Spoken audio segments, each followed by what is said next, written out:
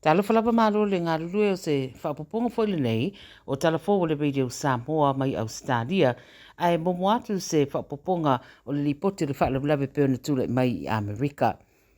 O tino maririwa tangata e tō rua na mawane mai le Patapsco River i le tai awana leilai le mai o le whaalawe tele Francis Scott Keybridge i Baltimore i le vaesa nei. O tino maririwa e rua o ni ali ina maua o tau mia i tonu se piki apula no mumuila o ngā tonu o le vaenga tonu na pauanga i eile ala lau papa. Whairoa la suafa o Alejandro Hernandez Fuentes, torusu lima tausanga mai Mexico and Norfolk Baltimore, Malisi o Ronil Castillo Cabrera, mai Guatemala e lua surona tausanga. Whairoa mai leo sa whenga i marasuenga o tau fia i fo i marasuenga le teminei. Pe ona si rafio le whaalawe tere lea na whaaleanga ino maile ala lau papa le Francis Scott Keybridge, ina ua fia atu i se vaa lau oloa, na uia tua i le whae tūrea e tūra i mea i ma se whaale tonu. O le whaerenga ina lao le ala lau papa i le tomato le a telefo i se awhianga le tamau ainga o lea whai tua le tunuu e meise o le sapalai o loa i Amerika. O sa whai ngā leo i sini, ua mawaile to o tele o tangata o loo au whia ni ngā io inga whaasau tū la whono, e meise lava i se kulupu na ngā iai pe taula iai sa ili ngā leo. Mori e leo tangata e to sifuru ono, whaatino suenga sifuru marawalu, ma maua iai au penga e pe o whana i o swainga iai rei tu i sauti sisifo ni usawalese. O le amatanga le masina neina tapuni ai nisi o leina telefoni whita ua ina iai so tanga i siria mare lima sifuru wafe o customers, ma whita ua ina i fo i leo o lātou o lo i tuo nei ngā inga uma, na tapu e ina e revasa nei a lātou o swainga, whaafai ngā rue ngā leo to o lua sarau lima sifuru.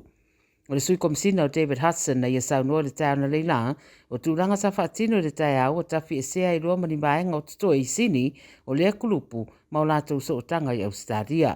I le masina o me lua whilo rua na amata turi mata ia mai ia leo i lātou ia pe ona whaeiro le ripoti po ina ini se to o fast food tasi ma toi wha maru si aire sosora e se atu le isi maenga o le kulupu la varea i atunu i whafo. I ei vaenga Ausetalia le awhia ngai ma whaititiri mauna rolo vai a fo i le whai unga le vai aso le long weekend o le eseta, a se e mariane le a wha meike na ngai le tu i sasaute ma sasae mai le Northern Territory. O le tele o lau mua Ausetalia le a whia i timunga mamafa, ma walapta ia tangata ia sila i le talo le tau. O le amatele na paolo le whai unga le vai aso a matatua tai au le Good Friday, se ia o atu le Easter Monday. E iaiti munga mamafa ua fautuaina mo le tu i se sifo ni usawalese i le aso sā a o lo otari ai se isi ripoti la tamai mai le weather zone. O le fautuanga mo tangata uma ia whai masiaki le talo le tau, a le whaasoronga fo i o timunga anga i atu i le Steto Victoria i le asonga fua e pei ona ripotia mai ene maa i tau. Wala taina wha mahe ana daylight saving o wa o lea ua lata mai le amantango a perila e maasaino na sui ai taimi. O lea swinga le avave ai fo i ona o mai le au wha pe fo i marabave ngoto le la i aso teitasi.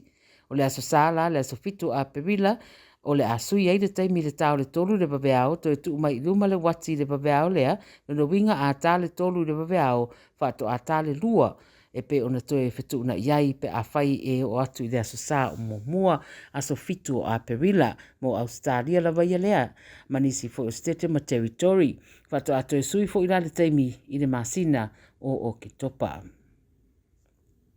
Ma le tala muli, i ta alonga wa maua le avanoa Michael Hooper, i le autai to fitu Ausetalia, ma le ata alo le isi vai sa so ai o le tamirisanga tai to fitu le whaia i Hong Kong. Wha maonia mai ia whamtananga i le soe le Rio Hooper, sa kapteni i le Wallabies Ausetalia, ma e whaafana manu malo Hooper le John Eels Medal, ma wa whaatulanga le ata alo le Sevens Lei Hong Kong e mua muafatawi ai, ma le au malo sia fiti. O le tausanga na tenei a Novemba na urua i whale ai Hooper, i le autai to fitu Ausetalia, sa iei se whale tonu lo na vai na le mwhai on ta alo le tausanga ta ruai, au lea la ufa maonia mai o le ata alo i ta alonga na masina fo i Hong Kong. Sa unua le whai a onga John Menanti, o le au fia i mai o Hooper i le au, o le isi lea swinga e lua i swinga o lana au le fitu i Hong Kong, ma ua langona le fia ina ua maua le avanoa stasi o tamata alo i longa Ausetalia i lea fo i whaanga tama taito fitu. Tala ia le radio Samoa mai Ausetalia mo le nei fo i vai aso manuia le eseta soifua.